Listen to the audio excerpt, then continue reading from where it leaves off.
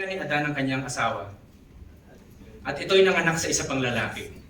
Sinabi ng ina, binigyan ako ng Diyos ng kapalit ni Abel na pinatay ni Cain. At ito'y tinawag niyang Seth. Si Seth ang ama ni Enos. And then, read the last line. Noong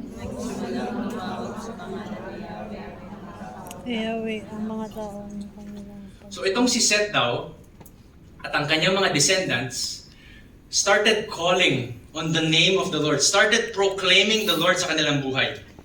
So ang gusto kong makita natin dito sa verse na to is yung faithfulness ng Diyos. Kahit na gaano karahas, kahit na gaano kadilim, God will always preserve a remnant. Always preserve a remnant. Kahit gaano kadilim, may mga taong gagamitin ng Diyos para ipamuhay ang kanyang liwanag at kabutihan. There is always a remnant. At alam nyo ba kung sino ang descendants ni Jesus? Alam nyo ba kung kaninong linya si Jesus? Ang hint ko sa inyo, hindi kay Cain. So kung babasahin nyo yung Luke chapter 3, si Jesus na anak ni Joseph, na anak ni, hanggang sa, sino yung nakabilog? Descendant ni Jesus si Seth. And gusto kong makita natin ang faithful na pagpe-preserve ng Diyos sa godly line ni Seth hanggang umabot kay Jesus. Si Jesus ang solusyon sa kasalanan. Si Jesus lang ang solusyon sa kasalanan.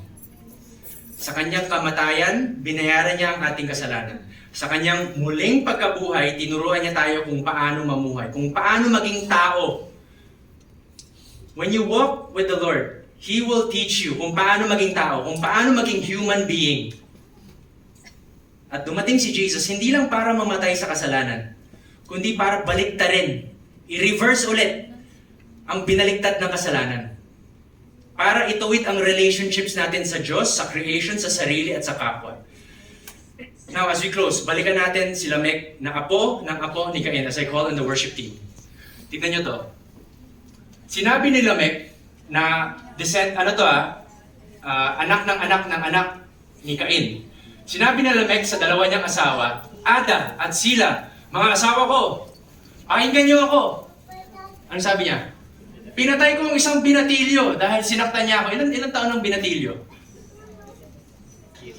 Kung 7 beses ang tindi ng ganti sa taong pumatay kay Cain, 70 beses naman ang tindi ng ganti sa taong papatay or mananakit sa akin.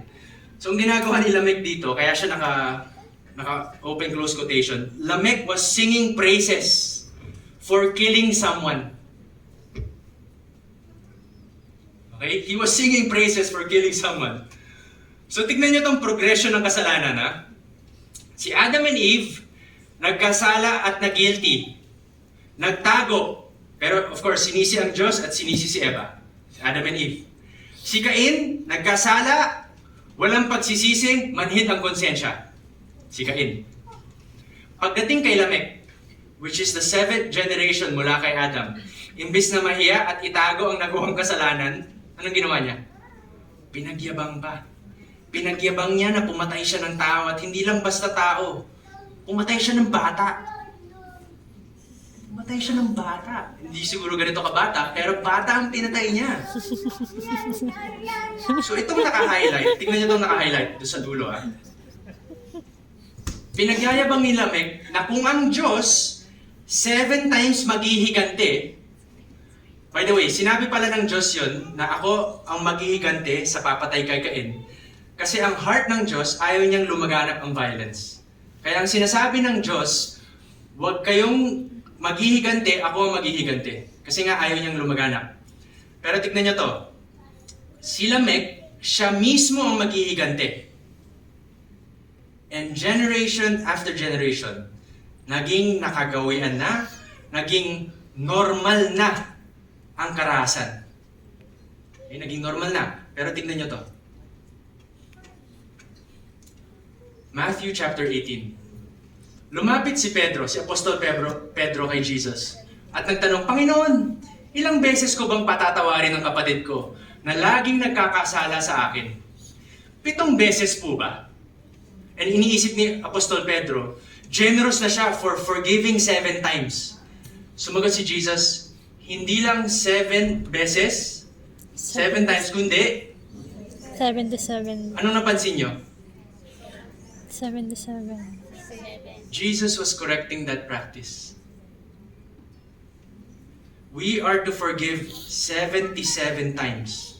Okay, hindi to literal hindi to literal. Ang ibig sabihin ni Jesus dito, as often as they sin against you, you forgive them. Grabe naman.